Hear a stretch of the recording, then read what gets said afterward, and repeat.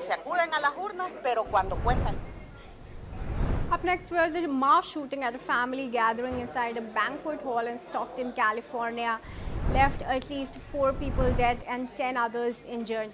According to Heather Brent, spokesperson for the Hanhuacan County Sheriff's Office, the victims included both children and adults, and early indications suggest that this may have been a targeted incident.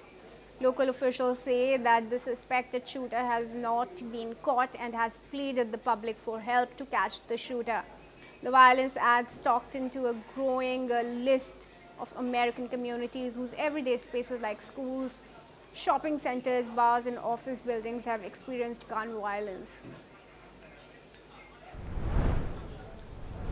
And Sri Lanka's death toll from Cyclone Ditwa has climbed to 334, with over 400 missing. The flood waters have reportedly breached a dam.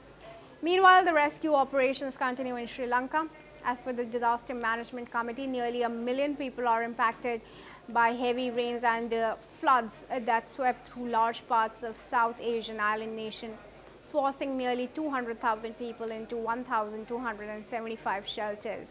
Over 24,000 police, army and air force personnel are still trying to reach families stranded by the floods. Meanwhile, India has extended help to Sri Lanka. It has launched Operation Sagar Bandhu. India has deployed INS Vikrant and INS Udaygiri to assist the affected families. It has also sent 2 large cargo aircraft carrying 21 tons of relief materials to Colombo. Let's show you what the officials have said about the prevailing situation. ඒ ප්‍රදේශවල ජල ගැලීම් තත්ත්වය තවදුරටත් වර්ධනය වෙමින් පවතිනවා. ඒ අනුව ඒ ප්‍රදේශවලින් ඉවත් වීමට කටයුතු කරන්න කියලා. මොකද විමසිල්ලෙන් ඉන්න ලෙසත් ඒ වගේම වැඩි වෙන ජල ප්‍රවාහය හේතු කොටගෙන ගැඹුරු පීඩන අවපාතයක් බවට පරිවර්තනය වෙමින් තමයි ඉන්දියාව දෙසට ගමන් කරන්නේ. එතකොට මේකේ ඍජු බලපෑම දැන් කොහොමත් නැහැ. හැබැයි වක්‍ර බලපෑම හේතු කොටගෙන දිවයිනේ සමහර කොටස්වල සුළු සුළු වර්ෂාපතන ලැබීමේ හැකියාවක් තියෙනවා. And moving on to news from Indonesia, the death toll from flooding and landslides in the islands has surged to 442. This comes as rescue teams continue evacuations and assess widespread damage. Major roads remain cut off while electricity and internet services are only partially restored. Cyclone Senyar, which is an exceptionally rare tropical storm, has caused catastrophic flooding and landslides, sweeping away homes and submerging thousands of buildings. Residents in Aceh province described waters rising within seconds, forcing them to cling to rooftops and clotheslines for survival. Many have lost their homes and possessions, with communities struggling to recover. In Tapanuli, the worst affected area, residents reportedly raided shops in search of food amid severe shortages. Disaster authorities warn that hundreds remain stranded despite tens of thousands being evacuated. There are some reactions coming in from the residents. Let's listen in. Nggak ada duit pun lah. Kami nggak ada duit pun, 1.000 pun nggak ada. Nggak sabarlah dulu. Nggak ada apa-apa, baju semua. Ya, sekarang dah mau disimpan kan sudah hayat sudah naik ke kepala. Nggak bisa berdiri lagi. Sudah habis semua. Nggak ada lagi. Nggak ada tersisa. Yang tinggal pondasi ini aja. Ini sudah hanyut semuanya, sudah kayak jadi sungai. Ya. And up next, the death toll of the Hong Kong apartment building fire, which engulfed 7 tower blocks on Wednesday, has risen to 146. According to the Hong Kong police, at least 79 people were injured in the fire, and the police have completed the search operation in 4 blocks. But the entire process of searching the burnt buildings is expected to take around 3 to 4 weeks. Meanwhile, 8 people have been arrested on suspicion of corruption over the renovation works the blocks had been undergoing, and the 3 others were detained earlier on manslaughter charges. After Hong Kong's deadliest fire in over 75 years, thousands are angered and saddened, determined to gain justice for the victims, even as Beijing warned it would use a national security law to crack down on any anti-China protest in wake of the fire. Let's have a look at what the officer in charge of the Casualty Inquiry Unit had to say. 直至到今日嘅下晝4點鐘咧，最新嘅遇難者數目咧係去到146名㗎啦。咁而我哋都唔排除咧嗰個死亡嘅個案咧會上升嘅。悲痛同埋係咯，好複雜嘅心情嚟到呢一個地方咁樣咯。咁沿途見到好多人都係一齊排隊，好耐心咁等候，同埋一個即係獻花嘅。咁我體會到就係整個香港嘅都市，我哋都帶咗好多嘅愛心，同埋係咯，大家都好想紀念呢件事情。希望其實大家都好無助，呢個係唯一留翻喺度嘅人可以做嘅嘢。係。你有冇希望話呢件事就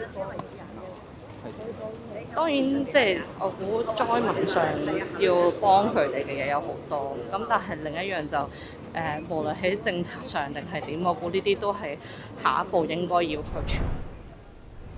And viewers, Peruvian President Jose Jerry says that Peru is set to declare a state of emergency along its proper border with Chile, aiming to control the influx of migrants attempting to enter the country. The president said the measure is intended to generate tranquility before the risk of migrants entering without authorization. Peruvian authorities report that at least 100 foreigners, mostly Venezuelans, are currently waiting at the border to cross.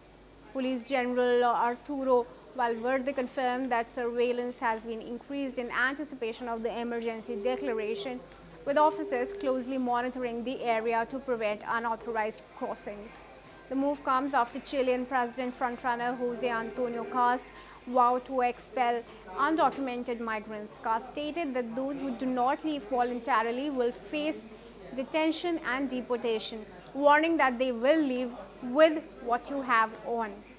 Peru's state of emergency aims to manage migration flows, strengthen border security, and prevent tension between authorities and incoming migrants in the coming weeks. The political rhetoric surrounding immigration is intensifying in both the countries as the situation at the border remains tense. And Chancellor of the Exchequer of UK, Rachel Reeves, has defended herself amid accusations of misleading voters with her latest budget. In an interview, Reeves pointed to the manifesto commitments on income tax, national insurance, and VAT rates, saying she has stuck to those in both her budget. She also said that she was clear before this year's budget that everyone would be asked to make a contribution to protect funding for public services. Meanwhile, Prime Minister Keir Starmer has also said that he will be backing the Chancellor Rachel Reeves' budget, pledging the government will go further and faster with pro-growth policies. Starmer is expected to highlight Rachel Reeves' measures as a way to alleviate cost of living pressures, lower inflation, and stabilize the economy, despite some critics questioning the transparency of the public finances ahead of the budget. The Conservatives have accused Reeves of being overly pessimistic about the UK's economic outlook, claiming she misled the public to justify future tax hikes. The Prime Minister's office has also defended the Chancellor, dismissing accusations of misleading voters. Moving on, the UK government is preparing to propose a major overhaul of its criminal justice system next week in a bid to tackle the growing backlog of nearly 80,000 cases. Justice Secretary David Lammy plans to reintroduce reforms that aim to speed up the legal process and prioritize victims. The Labour government has warned that without action, the number of cases waiting to be heard could rise to 100,000 by 2028. Some court hearings are scheduled as far as 2030, with more than a quarter of cases delayed by a year or longer. The proposed reforms include creating a new division for mid-level offences and limiting jury trials for minor cases, though legal groups have raised concerns about restricting jury trials, which they argue is a fundamental right. And with that, it's a wrap on Newsroom. Keep watching for more breaking news updates.